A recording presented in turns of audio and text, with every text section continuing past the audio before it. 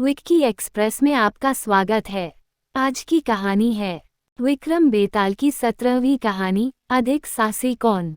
इस बार भी राजा विक्रमादित्य ने बड़े से पेड़ पर लटके बेताल को उतारा और उसे लेकर आगे बढ़ने लगे।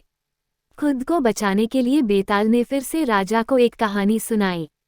बेताल कहता है, एक बार की बात है, कनकपुर नाम का एक शहर था जिसके राजा का नाम यशोधन था। वो राजा अपनी प्रजा का खूब ख्याल रखता था। उसी शहर में एक सेठ भी था जिसकी बेटी का नाम उन्मादिनी था। वो बहुत ही सुंदर और गुणी थी, उसे जो भी देखता वो उसे देखता ही रह जाता था। जब सेठ की बेटी बड़ी हुई तो सेठ ने उसके शादी का निर्णय लिया। सेठ सबसे पहले राजा के पास अपनी बेटी की शादी का प्रस्ताव लेकर गया। सेठ ने राजा के पास जाकर कहा कि महाराज, मैं अपनी बेटी की शादी के बारे में सोच रहा हूँ। वो बहुत ही सुंदर, गुणी और विद्वान है। आप यहाँ के महाराज हैं, सबसे ज्यादा साहसी, गुणी और विद्वान आपसे अच्छा मेरी बेटी के लिए कोई नहीं हो सकता है। ऐसे में सबसे पहले मैं आपको निवेदन करना चाहता था, आप मेरी बेटी को पत्नी के रूप में अपनाएं और अगर आपको मंजूर नहीं तो आप अस्वीकार कर दें। सेठ की बात सुनकर राजा उनकी बेटी को देखने और उनके लक्षणों को परखने के लिए ब्राह्मणों को भेजा। राजा की बात मानकर ब्राह्मण वहां उन्मादिनी को देखने गए। ब्राह्मण उन्मादिनी को देखकर काफी खुश हुए, लेकिन दूसरे ही पल उन्हें इस बात की चिंता भी हुई कि अगर राजा ने इतनी खूबसूरत लड़की से शादी की तो वो पूरा दिन उन्हें देखते ही रहेंगे और प्रजा पर ध्यान नहीं दे पाएंगे। इसलिए ब्राह्मणों ने फैसला किया कि वो राजा को उन्मादिनी के रूप और गुणों के बारे में कुछ नहीं बताएंगे।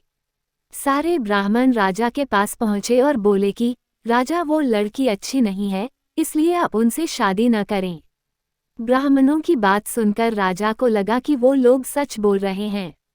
राजा ने उन्मादिनी से शादी करने के लिए मना कर दिया। फिर सेठ ने राजा की अनुमति से राजा के सेनापति बलधर के साथ अपनी बेटी की शादी करा दी। उन्मादिनी शादी के बाद खुशी से रहने लगी, लेकिन कभी कभी उसके मन में ये बात जरूर आती थी कि राजा ने उसे बुरी औरत समझकर उसके साथ शादी करने से मना कर दिया था। एक बार बसंत के मौसम में राजा बसंत का मेला देखने निकले। राजा की सैर की खबर उन्मादिनी को भी मिली। वो देखना चाहती थी कि वो कौन राजा था जिसने उसके साथ शादी नहीं की। ये सोचकर उन्मादिनी अपने घर की छत पर राजा को देखने के लिए खड़ी हो गई।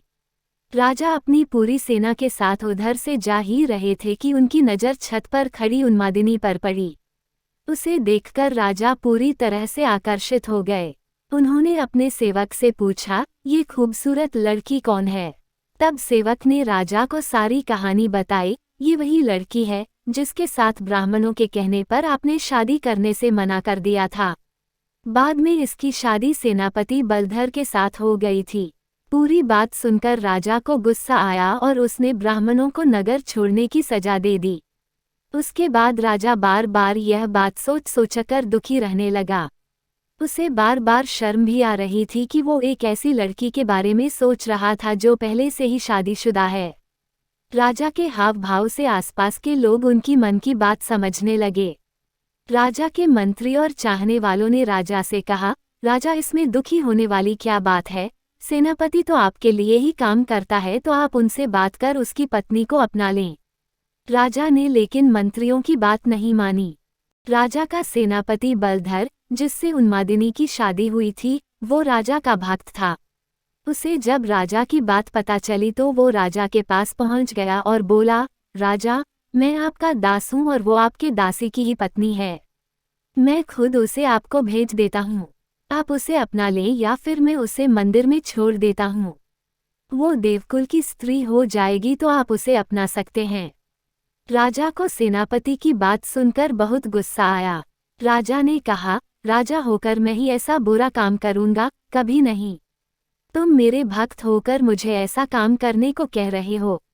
अगर तुम अपनी पत्नी को नहीं अपनाओगे तो मैं तुम्हें कभी माफ नहीं करूँगा।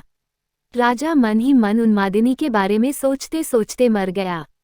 सेनापति राजा की मौत से बहुत दुखी हुआ और इस बात को सह नहीं पाया। उसने अपने गुरु को सब बात बताई।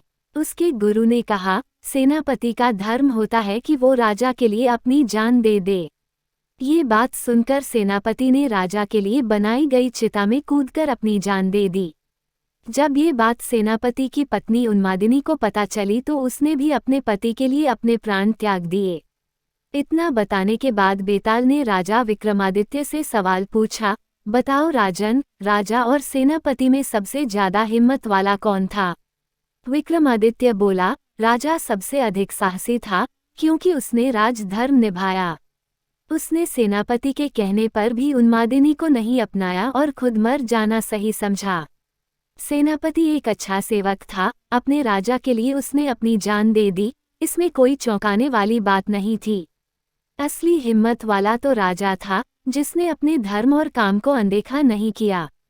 विक्रमादित्य का जवाब सुनकर बेताल खुश हुआ और हर बार की तरह पेड़ पर जाकर लटक गया। कहानी से सीख। असली हिम्मत वाला इंसान वही होता है जो खुद से पहले अपने परिवार के बारे में सोचे और अपनों का ध्यान रखे। सुनने के लिए धन्यवाद। मेरा चैनल सब्सक्राइब करें, लाइक और शेयर भी करें। धन्यवाद।